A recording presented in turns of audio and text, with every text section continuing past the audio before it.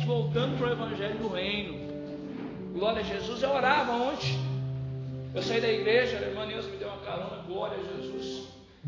Passei ali na mãe, subi, peguei a minha Bíblia, estava lendo o livro de Filipenses.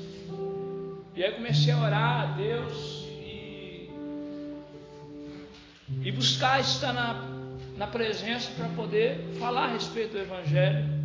Está se preparando para hoje, né? Ontem eu estava com o meu espírito bem pesado, estava com o espírito bem pesado mesmo, querendo viver algo realmente novo, algo especial da parte de Deus. Às vezes as pessoas dão um tapinha nas costas da gente e falam assim: nossa, cara, você fala bem, você prega bem, você é um homem de Deus. Para, irmão. Prefiro que você se junte comigo, prefiro que você interceda comigo, prefiro que você evangelize comigo. Nós precisamos fazer obras novas nesse lugar. Nós precisamos fazer coisas novas nesse lugar. Nós precisamos, querido. Nós precisamos ser louco, chapado por causa de Deus, por causa de Jesus Cristo, se trancar de novo os 3 dias de encontro com Deus, ir para os montes, fazer vigílias. Glória a Deus. Está comigo aí? Enquanto eu orava, né, Deus falava comigo: cara, você precisa ter. Eu não falava exatamente com essas palavras, né? Mas o Espírito Santo falava ao meu coração sobre ponto de equilíbrio. Eu já vou entrar na palavra, eu só quero deixar isso. Ponto de equilíbrio. E o que o Espírito Santo falou ao meu coração? Falou assim: ao meu coração, você é muito desequilibrado espiritualmente falando. A sua espiritualidade, estou falando de mim, é muito desequilibrada. Eu vou dar um exemplo para você, irmãos. Tem dia que eu levanto querendo orar tudo que eu não orei dos meus 18 anos de não crente. Tem dia que eu levanto querendo ganhar a cidade. Tem dia que eu levanto estudando a fundo. A minha espiritualidade está lá em cima. Se eu pegar uma mensagem, tem dia que desce um pouco, mas tem dia, irmãos. Tem dia que eu estou igual o que o pastor pregou ontem, que eu estou igual Elias na caverna. Tem dia que a gente levanta ruim, mal, péssimo. E tem vezes que a gente vive uma semana na bênção, uma semana sentindo a presença de Deus, e a outra semana morrendo, se arrastando, destruído. É ou não é? Ou seja, nós não conseguimos encontrar um ponto de equilíbrio para a nossa espiritualidade. E o Espírito Santo, ele tocou meu coração para eu estar orando nesse sentido. Sabe por quê, irmãos? Porque se eu não tiver um ponto de equilíbrio da minha espiritualidade, eu vou dar um exemplo para você. Se você não tiver um ponto de equilíbrio, irmãos, você vai ser igual Davi. Davi, um homem de Deus. E Davi era apaixonado por Deus. Davi, ele fez salmos de entrega, de amor a Deus, de busca incessante. Ele buscava a Deus com todo o seu ser, ele buscava a Deus a fundo. Mas quando ele pecava, irmão, ele pecava com a mesma intensidade que ele buscava a Deus. Você acha normal alguém que busca tanto a Deus, alguém que busca tão intensamente a Deus, quando cair por causa do adultério, quando cair matar um homem? Isso não é comum, não. Ou seja, não existia ponto de equilíbrio, é 8 ou 80. Ou eu estou bem, estou super bem, estou cheio do Espírito Santo, ou eu estou ruim, estou mal, estou endemoniado.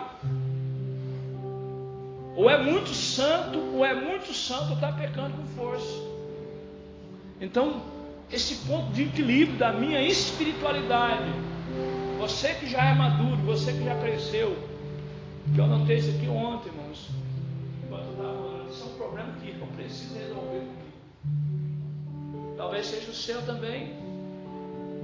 Talvez seja dia que você está bem com Deus, está cheio do Espírito Santo, tem dia que você está se arrastando. Amém?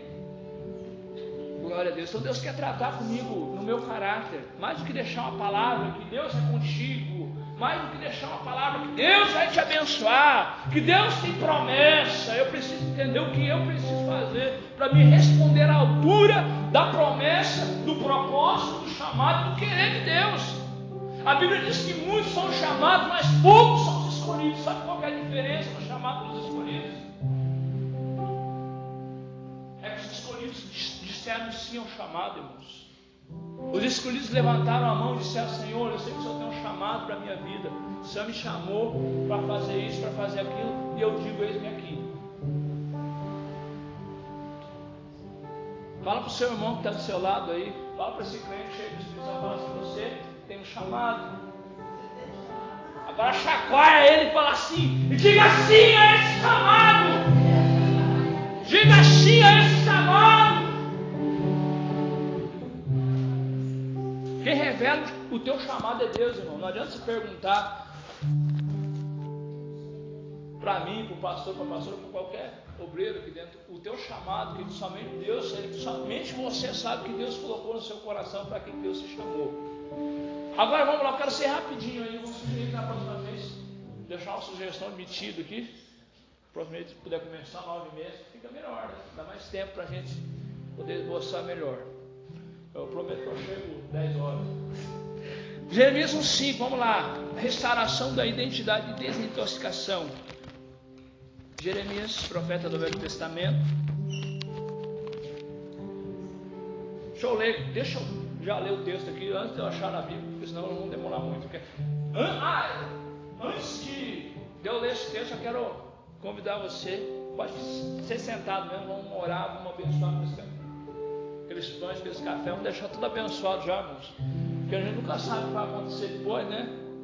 Então vamos orar, feche suas olhos, Deus, em nome de Jesus, nós abençoamos esse café da manhã, cada pessoa que se dispôs, cada pessoa, Pai, que veio neste lugar para ter comunhão, para ouvir uma palavra, para louvar o Teu nome. Pai amado, que esse café sirva para o nosso crescimento espiritual, não apenas para nós termos um tempo e tomarmos um café, mas simplesmente, Pai, nós queremos ouvir a Tua voz. Faz-se presente em nosso meio, em nome de Jesus. Glória a Deus. Diz assim Jeremias 1:5, antes que eu te formasse no ventre eu te conheci, e para as nações eu te dei por profeta.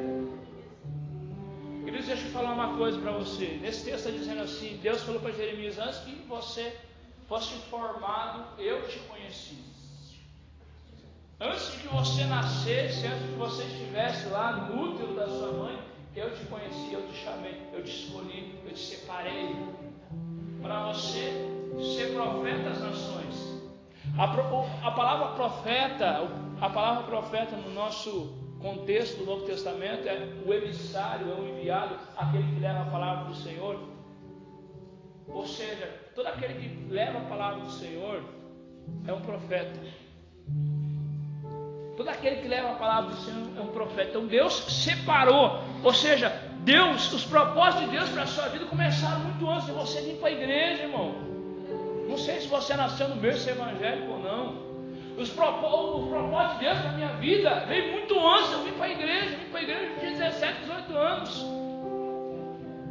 Quando eu nem conhecia Deus, eu ainda buscava algo que eu nem sabia o que era, mas eu buscava. Desde pequeno, eu acho que eu era meio doido, que eu ia para os matos, eu ficava lá, começava a Ave Maria, cheio de graça, Pai Nosso que estás no céu. Eu buscava do meu jeito, mas eu tinha um desejo de algo que eu não sabia o que era. E eu vou falar para você, eu ainda estou buscando isso. Eu ainda estou buscando o evangelho da restauração, da reforma, da mudança, do evangelho que realmente me transforma, do evangelho que não apenas me deixa alegre, feliz, porque eu tenho uma promessa, eu tenho um milagre, eu tenho uma bênção na minha vida. Não, mas um evangelho que transforma a minha vida. Então, antes de você ser formado no ventre, você já tinha um propósito. Tua vida não é um acidente. Você não nasceu por acaso.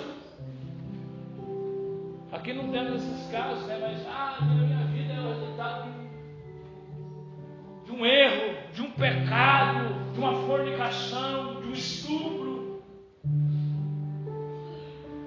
de um momento de fraqueza. Não! Você tem um propósito de Deus. E o que assola os nossos dias, o que assola